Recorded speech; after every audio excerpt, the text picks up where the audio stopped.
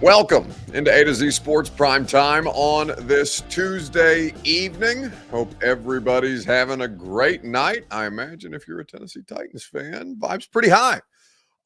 We have not spoken to one another since, I guess, yesterday afternoon before I headed over to Hard Rock Stadium. And what I saw yesterday in Miami before flying back this morning, bright and early, was about as shocking a thing as I think one could have seen in the NFL. So we will talk about the Titans' upset of the Miami Dolphins, knocking them out of the number one overall seed in the AFC. We'll talk about Will Levis tonight as well. We'll get your guys' opinions on what it is that you saw in a gone viral video before we wrap things up on the day. Before we get started, need you guys to share the broadcast around. BF says, wow, what a hell of a game last night. Super proud of this team. Mr. John B says, what a great game. It was an entertaining game. I don't know if it was a terribly well played game. There were some parts of it that were well played and moments where they came through in big spots for sure. But on the whole, the best thing that you can say about that game is that it was entertaining as all hell. We will get into this right after you guys share the broadcast around. If you're on Twitter, please retweet the show, bottom right-hand corner of your screen. And if you're on Facebook Live, you can share now to public. That is in the bottom left.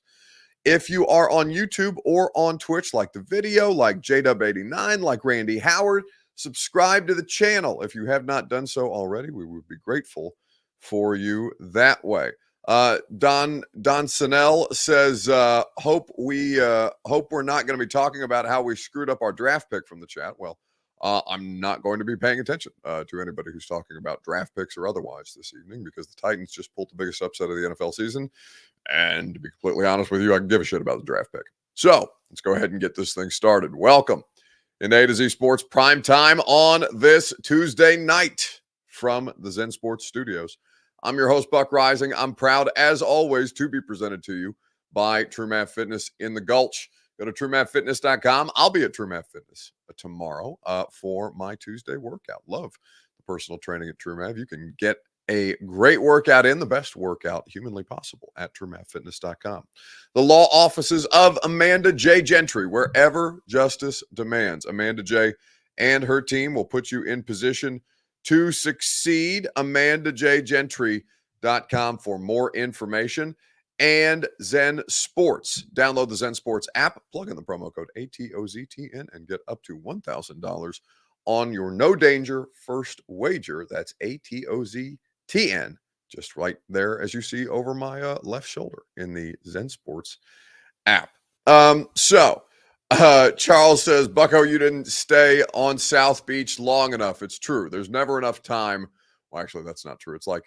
It's not quite like Vegas, Miami, but it is a place that is not conducive to your good health if you are not adequately prepared for it. So 2 nights and 2 days in Miami was plenty enough for me to get everything that I wanted to get done and cover a ridiculous football game in the meantime. But I was not prepared to come back to this cold this morning. Although, having not slept, I took about a 5-hour nap after I got off of the radio show, because I didn't go to bed last night. Obviously, we wrapped up writing and stuff like that about 3 a.m. Eastern, and my flight was at 6 a.m. Eastern. So I figured, hell, I'll just Uber back to Aventura, get a shower, pack up my bag, and Uber right over to the airport and knock the radio show out, and that's what we'll do. And it was, the adrenaline from last night was real. It was a batshit crazy game. This was something that, for a variety of different reasons, they should have lost. For all of the things that we think we know about the NFL, this is what makes the NFL compelling, because upsets like this happened all over the place in Week 14. But this was absolutely the biggest one. And so for the Tennessee Titans, who come through with just an incredible moment on a nationally televised stage, rightfully so. Everybody should have feared them being legitimately embarrassed at the hands of the Miami Dolphins. But the Miami and Tennessee went strength on strength last night, and the Titans came out on the better side of things. It's wild. So let's start with your Two Rivers Ford take on Facebook, YouTube, Twitter, and on Twitch. If you would be so kind as to chime in wherever you're spending your time with us. What was the most improbable part of the Titans' win against the Dolphins? Like, of all the different ways, especially just the improbability of the way that they came back in this game, what was the most improbable part to you? We will discuss at length together. You'll hear from a couple of Titans players that I talked to in the locker room last night, right after I remind you that your Two Rivers Ford take is presented by Two Rivers Ford. Quality American-made Ford vehicles and award-winning customer service. Nobody goes above and beyond for you as the customer to put you in the driver's seat the way that Two Rivers Ford in Mount Juliet does, or online at tworiversford.com. So, what was the most improbable part of the win for the Titans last night? Don Sonnell says 2 crazy games back to back. JW89 says, I honestly didn't expect us to get to Tua as easily as we did. So that was the thing. And, you know, you are correct, especially without Jeffrey Simmons. They did all that on defense last night. And Levis obviously had a huge role to play in the middle of that game. And DeAndre Hopkins coming through in stride. The offensive line did not have a great game, but they certainly found ways to get it done late in that game when the Titans needed to rattle off those 2 back-to-back touchdown drives. Jack Penfold says Chubb slamming his helmet, and what a big boost that gave. Just an idiotic penalty by Nick Chubb, by Bradley Chubb last night of the Miami Dolphins to rip his helmet off after making a play on 3rd down and allowing the Titans with an unnecessary what was the penalty? It wasn't taunting. It was unsportsmanlike conduct on Bradley Chubb, which allowed the Titans a new set of downs after they would have been kept off the field in a big spot. BF says, I thought I was watching Tom Brady last night. I don't know about that, but I thought that on the whole, there was a lot of stuff to like. There was a lot of stuff to love about Will Levis. But the defense getting home was huge. So as I look at the box score between the Titans and the Dolphins and the way that the Titans were able to affect the quarterback, we thought that it might be a significant struggle for them to get to Tua, given how quickly he was getting rid of the ball. Now, they did go down after Connor Williams, their starting center, went out, I think, in the first quarter and was done for the remainder of the game.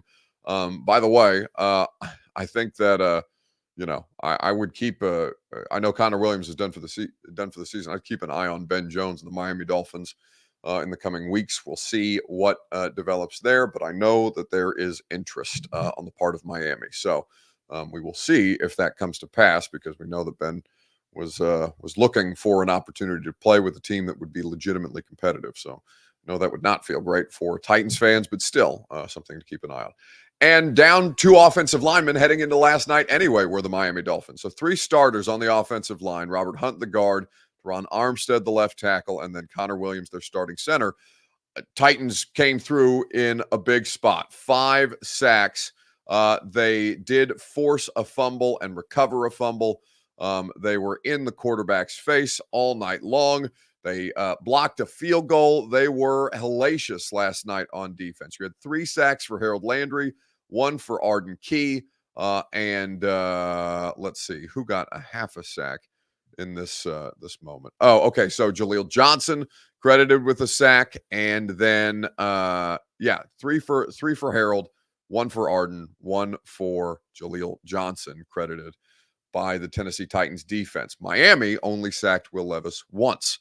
And, we talked to Arden Key. Actually, I won't say that we talked to Arden Key. So here's the deal. All right. We end the game. It's a scramble, a mad scramble to get down from the press box in Hard Rock Stadium to where the post-game interview space is for us to speak with Mike Vrabel and Will Levis, who they would bring to the podium. And so it's a mad dash to get down there. Mike's already at the podium by the time we get down to the podium room in the bowels of Hard Rock Stadium. So we do Vrabel's press conference. It takes, I don't know, maybe about 15 to 18 minutes. Then Levis comes in right afterwards. So that's probably another 15 to 18 minutes. And, by this time, almost 40 minutes has passed since the end of the game. And when we're going in to speak to the rest of the locker room. So we walk in about 40 minutes after the game where guys are still getting ready to leave and showering and things like that to get on the plane to come home to Nashville last night. And one of the PR staff of the Titans, Dwight Spradlin, as I'm walking by him, says, Arden has requested your presence at his locker. And I said, okay, if Arden wants to request the collective media's presence at the locker, then we will see what the man has to say. And certainly he delivered as only Arden Key can. Well, Harold, yeah. When we lose, y'all motherfuckers be swarming in here. When we won, shit, it took y'all a minute. Where y'all been? Talking to Will. What can you say? You're talking to your quarterback. Oh, okay. He good. What can you say about the way that the red zone defense played? The defense as a whole in the red zone. In red zone was good. We pretty good red zone defense as we talked just throughout the whole year. We made stops on the red zone, so we believe if a team get in the red zone, they won't score. It's crazy. Crazy a finish that you can remember you've been a part of in a long time with everything that happened and finding a way to win this game. Oh, the craziest finishes? Yeah, it's definitely up there. It's definitely up there. Last week was a crazy loss. So this week is a crazy win. It's been a crazy year this year. So how much better this one feels? Oh, it feels great. This is the best I've felt as far as winning and the whole thing, the whole game. Playing, coming in after the win, and the way the energy, the feeling everybody had, it was amazing. I hope everybody take it in, enjoy it, but I hope everybody remember what it took to get to this point, get this feeling, and we can be able to keep it. I think a lot of people thought, no way, you guys coming here in Monday Night Football, the 13-point underdog against potential number one seed. Yep. What do you think people thought would happen tonight? Early in the week, we were scheduled to lose about 25 points. Who was doing that prediction? I don't know, bookies, whatever. I don't know. But that would happen. Didn't nobody think we was going to win. Everybody thought we were going to come in and probably been another Miami Broncos type thing, 70 point put on us or whatever. But we don't care. We don't care about the outside noise. We're going to come in and work, game plan, and then go out there and play our ass off. You mentioned some moments. Here, and what was that like? Playing the music? Yeah. Oh, it was great. It's finally good to play music after a win. When we came in, it was a good win, a hard-fought win. Played the music, and everybody was turned up. You mentioned a lot of those moments where, the vibe stayed up, even though there was a lot of moments where that could have been brought down. Mm-hmm. What does that say about the way that this team responded? We got a lot of grit, and then I think we finally understanding what we have to do as a defense. So that's Arden Key speaking with us last night. A to Z Sports Prime Time. He's just a trip. By the way, to those of you who said Arden wanted to play high key, low key at his locker last night, we'll see if there's not the fifth iteration of high key, low key featuring Arden Key on the radio show this week. I have a good feeling that you can expect that later on. The Primetime Show is presented by True Map Fitness in the Gulch. Go get the best workout in Middle Tennessee, a new way to work out for the best version of you. TrueMapFitness.com for more information. Personal training, group fitness classes, a great facility, the best facility located conveniently in the Gulch in downtown Nashville. TrueMapFitness.com for more information. So, the Titans defense was as big a part of the story, as big a reason they won, the thing that sealed the game for them, right? Harold Landry had a career night, 3 sacks for Harold, and he was in the backfield consistently, particularly in the fourth quarter. The Titans' red zone defense held the Miami Dolphins, the best red zone offense in football this year, to 2 of 5, and that's only because Eric Garre's muffed punt and the botched exchange between Levis and Henry allowed the Miami Dolphins offense to score 2 touchdowns within like 3 total minutes of game time. I think 6 total minutes on the whole. Allowed them to score 2 touchdowns for the first time all night in the fourth quarter to take a 14-point lead with like 4:34 left in the game. It was ridiculous, and the Titans defense stood on their head all night long.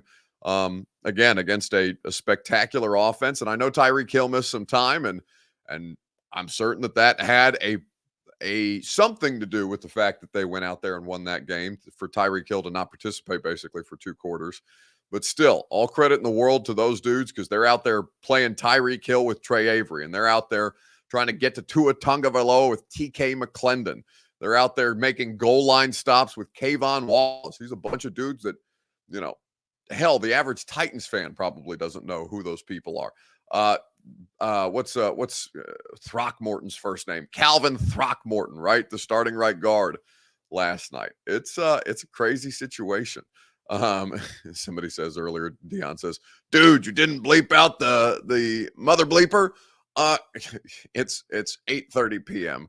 And Beverly quickly adds, thank you, Beverly, for being told about this situation. We're all grown. It's going to be okay. It's the internet. The FCC is not going to throw me into a van. It was just a real quick minute. And if you have to do earmuffs for the young ones around you, well, then what on earth are you watching a live stream, YouTube, Facebook Live, Twitter, or Twitch show at 8:30 at night when you know that we're going to throw some stuff at you? Anyway, I don't think it's that deep. BF says, wonder how Tannehill felt last night. I don't know how Ryan Tannehill felt last night. He got a warm welcome by a lot of Dolphins fans. We were down on the field pregame, and a lot of Dolphins fans were very appreciative. We're shouting him out. We're calling to him from the stands. We're asking for pictures and stuff like that. And I'm sure he was, Ryan Tannehill's a good teammate. Like he's a good teammate. He is. I'm sure he was happy. I don't know why he would be anything else. This is a batshit crazy win last night. Everybody was losing their minds with the way that they went out there and won that game. And to the Titans defense's credit, to DeAndre Hopkins' credit, to Nick Westbrook-Akina's credit, who made some clutch catches in that game. Nate Burner says, who cares what Tannehill felt? Just count your millions for doing nothing. Well, that just screams to me somebody who doesn't have money, who's pocket watching and assuming that money cures all ills. I know it's a lot easier to solve problems in your life if you have money as opposed to not having money. And, I don't want to speak out of turn, but like, if you're somebody who says, oh, who cares how he feels? He's got the money. Well, that just means that's coming from a person that doesn't have money. And I always think that that's just a ridiculous criticism to ignore people's problems because they are financially better off than you might be. Anyway, Jody Newell says, Duncan has been a great addition. I haven't seen the Pro Football Focus numbers on the Titans offensive line unit. Perhaps I can pull that up in real time on the amount of pressures. I know Radin's was obviously awful. I mean, Radin's a legitimate problem out there. And I don't know. I mean, nothing can be done about that in this particular season, but yeah, he's not. I don't think that he's anything. He's at best a depth player at this point in time. So let's take a look at the grades for the Tennessee Titans against the Miami Dolphins last night on Pro Football Focus and see what there is to be seen about the offensive line situation. For the offensive line, I've got them at, let's see, that can't be right. Only 44? Okay, no. 49 total offensive snaps for these particular players. Throckmorton, not bad. Calvin Throckmorton did allow 2 pressures, 1 hit and 1 hurry, but not a bad evening. Jalen Duncan, by Pro Football Focus's grades, and listen, that's not the end all be all, but Jalen Duncan had a bad night. He gave up 5 pressures, 4 hurries, 1 hit. Levis was hit 9 total times on the evening, but hell, Skoronski gave up 5 pressures last night. None of the Titans offensive linemen were good, but I did think that they held up pretty well late. I did think on those 2 touchdown drives that they held up, that they were pretty solid down the stretch. So I wouldn't say that Duncan has been a great addition, but he's out there fighting. To his credit, he's out there fighting. And for a rookie 6th round pick, he's out there making plays. William Jones says, is Burks a bust? Yeah, he had 1 carry for 5 yards last night. I think he had a catch for 1 yard. He's a bust until proven otherwise. And it's, I hate that for Traylon because I know he's just trying to get through a season healthy. And that's real. That's tough. That's brutal. But Yeah, I mean, there's no way to look at him as not a bust. So that would be 3 straight first-round picks in consecutive years from 2021, or excuse me, from 2020 to 2022, 2020, 2021, and 2022, with first-round picks that are considered busts in Isaiah, in Caleb Farley, and, right now, Traylon Burks, unfortunately. Levis was under pressure for 46% of his snaps, says Jack Penfold. Yeah, it was just a tough scene. Nate Spurter says Buck still showing he's a Tannehill. No, I just think it's anytime people talk about the amount of money that one person has that should make up for all their problems. Again, I just think I think it's a reflection of people that don't have money in their lives or are jealous of the amount of money that people are making. So whether that's DeAndre Hopkins, who's well compensated, whether that's just Simmons, who's well compensated, Ryan Tannehill. I just always like that's Shohei Ohtani, right? Say Shohei Ohtani is dealing with some kind of deep-seated, and I this is obviously just a hypothetical. Like I'm not saying anything. I don't know anything about Shohei Ohtani, but Shohei Ohtani got a $700 million contract over the weekend, right? But say somebody in Shohei Ohtani's family passes away prematurely or something like that, some kind of personal tragedy befalls Shohei Ohtani. Is $700 million going to make up for whatever personal loss that he's feeling? Of course not. Money does not make up for everything. Although I understand why people, say money helps. Anyway, let's keep it moving here on the primetime show. Danico Autry did ball out last night, Charles Heron, and we'll talk a little bit about Danico here in just a little bit. He's such a hard, and it shouldn't keep me from trying to have him on because Danico Autry has done the radio show when we've asked him to, but yeah, it's just not a great radio interview, and that's not Danico's fault. I need to do a better job. I've just not had great success interviewing Danico Autry in ways that are enjoyable for the radio audience. So anyway, it's probably going to be, if I had my pick, it'd be Key this week. But Autry deserves Pro Bowl consideration. Absolutely. The dude has been on an absolute tear. We will get into more about Danico Autry and this Titans defense here in just a second before we talk about Will Levis. Right after I remind you that the primetime show is made possible by the law offices of Amanda J. Gentry.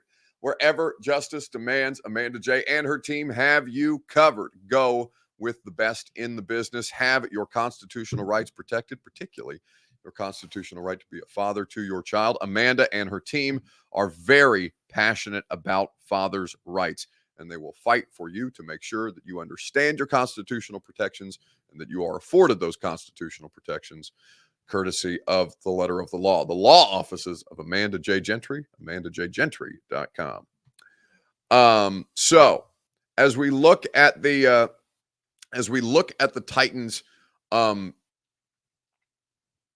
opportunities last night, the defense is what gave them the chance. The offense is what carried them over the finish line, which is not something that we've been waiting to see from this offense, right? It was a struggle. It was a typical Titans 2023 kind of slog in the first quarter. For those of you who are watching on the television broadcast, and I watched the television broadcast when I got home from the airport this morning to see Mike Vrabel interviewed after the first quarter, right, where they've thrown the interception to the defensive tackle who's took it home for a touchdown. It was the first points of the game where they continued to struggle running the football and did struggle to run the football all night long, whether it was Spears or Henry. Miami was not going to let them was not going to let the Titans beat them that way and did everything that they could do to sell out the run. But this was a situation where the defense did its job, as the defense has largely done its job all year long. But the offense came through when they needed them most, and they came through on the arm of that quarterback because the running game was non-existent. There's a lot of stuff to be reassured about, and I saw a comment at the very, very start of the show. I'm going to see if I can't scroll up and find it again to flesh it out. But let's see. Lewis says, where has this team been all bleeping year? So this is what I've been talking about. They are such a baby steps. They are in such a baby steps phase. And listen, last night was a whole ass. That's like going from crawling to walking last night. They got up and they got it done. They got off the mat, even though they had no business doing so, down 14 with less than 3 minutes to play. They got up and they kicked somebody's ass, and it happened to be one of the best teams in the league. Miami has feasted on teams with losing records all year long and has struggled against the better teams in the sport. So that the Titans and Dolphins went strength on strength last night. Titans red zone defense versus Miami red zone offense, and that the Titans were the better unit of the two was phenomenal. But where has this team been all bleeping year? Well, they've been building up to this moment, and that, I think, is the thing that you guys have to keep in mind. How many rookies? Wiley was out last night, the rookie tight end, but like, you're still talking about Spears, Levis, Duncan, Dow making plays on special teams. And who am I missing out of the 6 offensive draft picks that they had? Oh, Skoronski, of course, who started for them all but 3 games this year dealing with that appendectomy. There's going to be a learning curve. When you start that many young players on top of having a roster that doesn't have much talent surrounding those young players, yeah, then you're going to be learning in real time. But they learned how to win a football game last night, and they've been building up to that point in all of these 7 starts that Levis has made, and they came out in a big spot and got it done. Baby steps. It's okay for there to be, you don't have to be super patient, but you have to have a little patience with it. This is what they're doing is pretty impressive, even though the last basically calendar year of Titans football has sucked. I acknowledge that. I'm at every game. This is the first road game that I've covered since November the 17th, 2022, that they've won. I have been doing losing locker rooms on the road for over a calendar year, 13 months almost between road wins. It's insane. A lot of you guys asking about playoffs. I mean, they're not even in the hunt graphic at 5-8, but they're not dead in the division, which is worth keeping them in mind because they were the only AFC South. They were the only AFC South team that won this weekend. All Colts, Texans, and the Jaguars all taking L's in a big spot. So we will get into Levis now. Let's talk about this together. What did you learn about Will Levis last night? In the comment section on Facebook, YouTube, Twitter, and on Twitch. Scary Harry says he likes Levis better than CJ Stroud. There, I said it. Well, you can hear from Will Levis here in just a moment, right after I remind you that the Primetime Show is presented by Zen Sports. Download that app, plug in the promo code ATOZTN, and get up to $1,000 on your no danger first wager. ZenSports.com has all the best props, all the best promos for you to get involved in the best VIP program, which is invitation only. So if you think your Zen Sports play qualifies for all the great bonuses that come as a part of being a Zen Sports VIP, then you can submit your VIP consideration at zensports.com/VIP today. So what did you learn about Will Levis last night? William Jones is making commentary on the size of his testicular situation. Congratulations. He's got stones for sure. The dude is ballsy out there. He's intense. He's a maniac, and certainly is not afraid. I learned that mayo and banana peels are apparently steroids, says Stephen King. Yeah, to see that dude flexing and screaming and raging basically on the sidelines after making big plays and things like that, and getting his teammates up and intense. He is as intense as they come, certainly for a rookie. That he is Tom Brady's son, says Ryan Fields. I think that might be a little bit. Jody Newell says trucking Ramsey was awesome. Yeah, it's. I said this on the radio show today. Will Levis keeping a proud Titans franchise tradition alive of crunching Jalen Ramsey in big spots. But as we look at Will Levis last night, he was phenomenal for a couple of different reasons. But I don't think anybody articulated it as well as DeAndre Hopkins did in his post-game interview with our buddy, Cam Wolf of the NFL Network. DeAndre, Jeffrey Simmons just came over and said, come on and take over their trap. All the talk coming into this game was about the Dolphins. What did you guys show in that fourth quarter coming back and taking this victory? We showed resiliency. We showed that we wanted to win, no matter what our records say. we're gonna compete. We're gonna go out there and play hard. And you seen that today. We had a turnover on the punt return. We didn't let that phase us, man. Went out there and kept competing. For yourself, 124 yards, a touchdown. 124? Yeah. 140 something. You maybe. I saw 124, but maybe. You're playing against two top corners in Jalen Ramsey and Xavier Howard, but you came up on top on this day. What does that feel like for you? Man, it feels great, especially all the people that didn't want me, all the teams that, wrote me off, said I wasn't no good, said I can't go out there and get open, can't compete. It feels good, man. I play with a chip on my shoulder, especially when this all season, it seemed like everybody said, F you, Yeah, absolutely. So, it feels good to be able to show that I still got it. To me, I feel like I'm getting better, man. If that's what they told you this offseason, what did you tell them today? Hey, man, God got the last say, love all, serve all. That's my motto. Last one, your quarterback, Will Levis, is a rookie, but what did you see in him, and especially in that fourth quarter as he's leading you guys for the comeback? I saw a dog out here today. That kid is going to be great, man. I'm always in his ear trying to help him, read defenses and be better. I know he still got a lot in his tank. I know he can improve, even though, he came out here and beat these guys today, but I'm going to still be on the Monday when we go back and let him know that there are certain things that he can improve on, but, man, we'll show heart. Man, I love competing and playing with him. Appreciate you, DeAndre. Enjoy this one, my man. Absolutely. Sure. So that's Cam Wolfe and DeAndre Hopkins on the NFL Network last night. And DeAndre Hopkins is as good an asset that a rookie quarterback could have. So Levis, for his part, it's funny because Tua, to look at the box score, we talked about this on radio today. To look at the box score, the Titans, again, should have lost this game, right? They were outrushed by the Miami Dolphins. They lost the turnover battle. Tua had a better quarterback rating than Levis did. But the box score, this is why box score scouting is a faulty proposition. 23 of 38, 327 yards. He's the first rookie to throw for 300-plus yards on Monday Night Football. He had the touchdown to Hopkins. He had a 45-yard completion to Hopkins, and he did have the pick six to the Dolphins defensive tackle.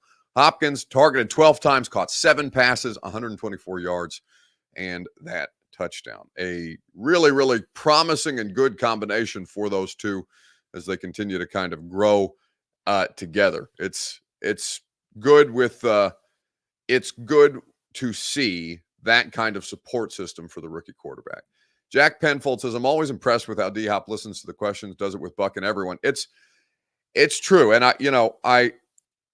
Hopkins did that phenomenal interview with Cam last night, and then I guess he saw something from Cam on the internet or during the game on the 45-yard completion, as a matter of fact. I don't know how many of you all saw the tweet that Hop deleted, but it was a tweet from Cam, who did the interview, and this was after Cam had done the great interview with DeAndre. Cam tweeted on the 45-yard completion, DeAndre Hopkins got away with clear offensive PI, pulling down Xavier Howard to get a deep catch. Howard was in great spot for a pass breakup before getting yanked down. The play must have turned X up, talking about Xavier Howard. He shut down Hopkins back-to-back plays to force the Titans field goal and showed a clip of a replay.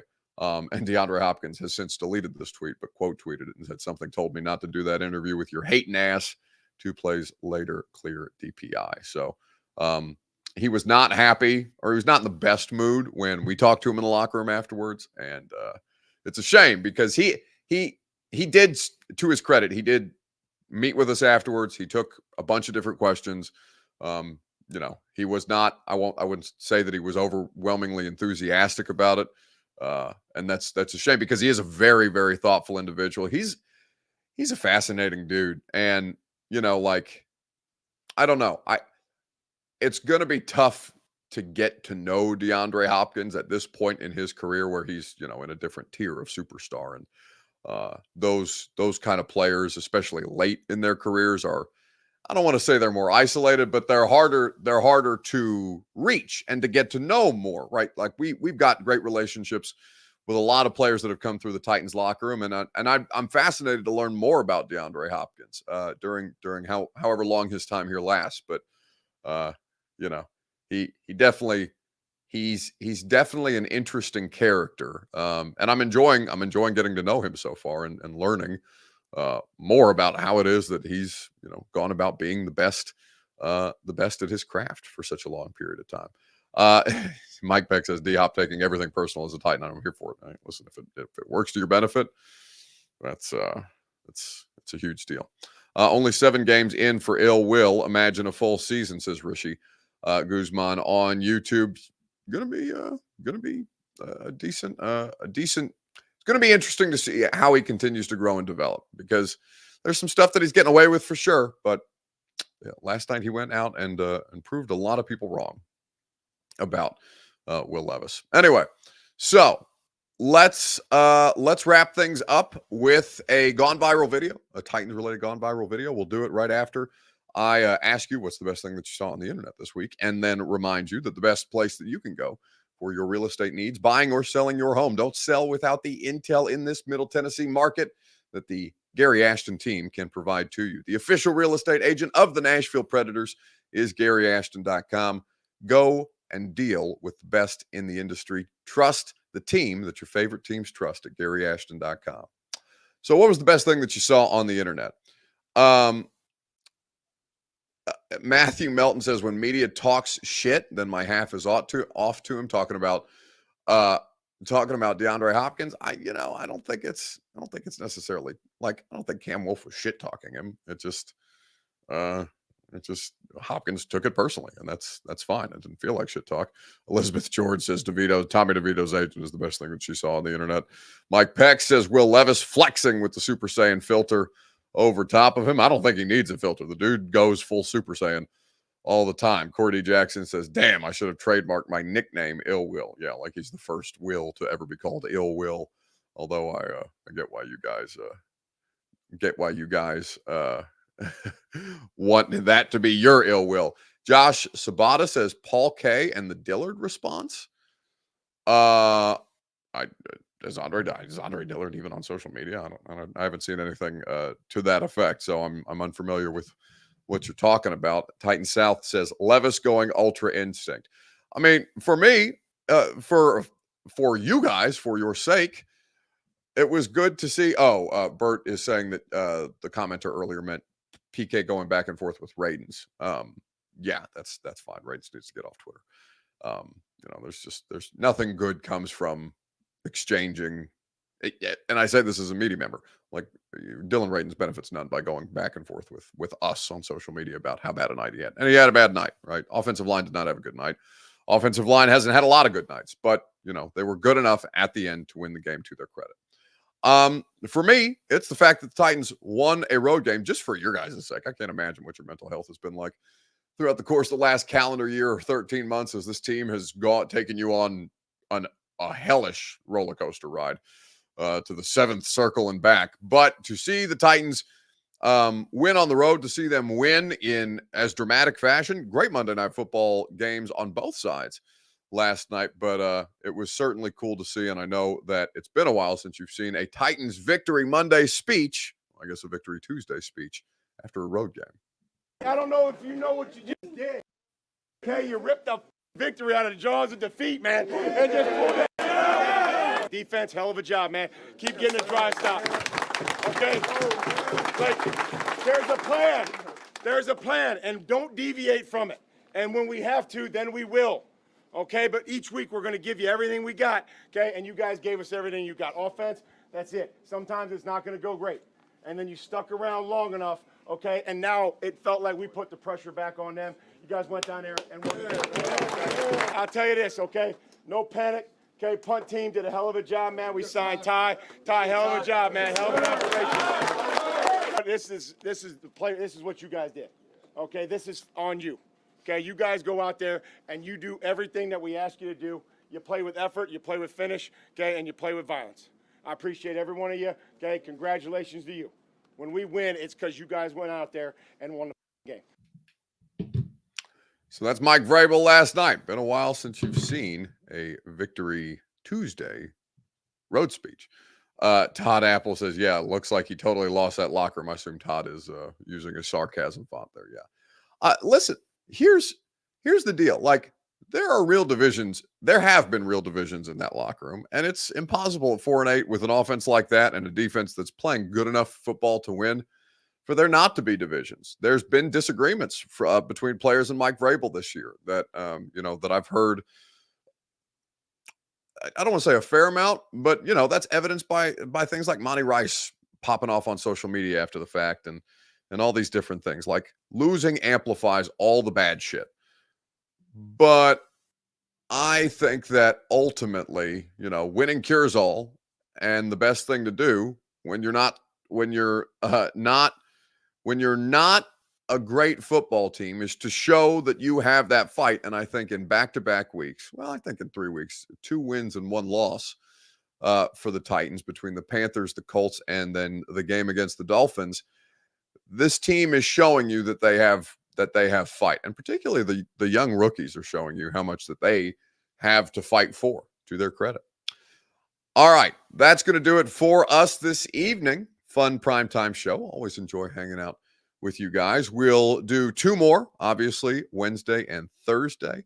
Radio show tomorrow, going to be fun from 10 to 1 on 104.5 The Zone. We're right back into it. They're back on the practice field tomorrow. There's a game on Sunday against the Houston Texans. I don't know if CJ Stroud's going to play or not, but we will certainly start to break it down. New install with Greg Cosell will be available to you tomorrow. Go ahead and subscribe while you're here, like the video before you leave here. But before you leave YouTube, if you're hanging out on YouTube, go subscribe to the 104.5 The Zone YouTube channel where you can live stream my radio show from 10 to 1 every day. And you can also get the install podcast with Greg Cosell. I'm fascinated to get into the Titans offense and the Titans defense, how they stopped Miami and how they went out there and beat Miami. So we'll do that tomorrow. I'm going to tape that with Greg at about 3. So it'll be in your podcast feeds no later than 5 and on the Zone's YouTube page. So go subscribe there. And, watch we did a great interview with Tajay Spears last week that's up there that you can check out. And, probably another episode of High Key Low Key coming your way on Thursday. Anyway, that's going to do it for us tonight. I'll see you guys tomorrow on the radio show. And if not, primetime at 8 p.m.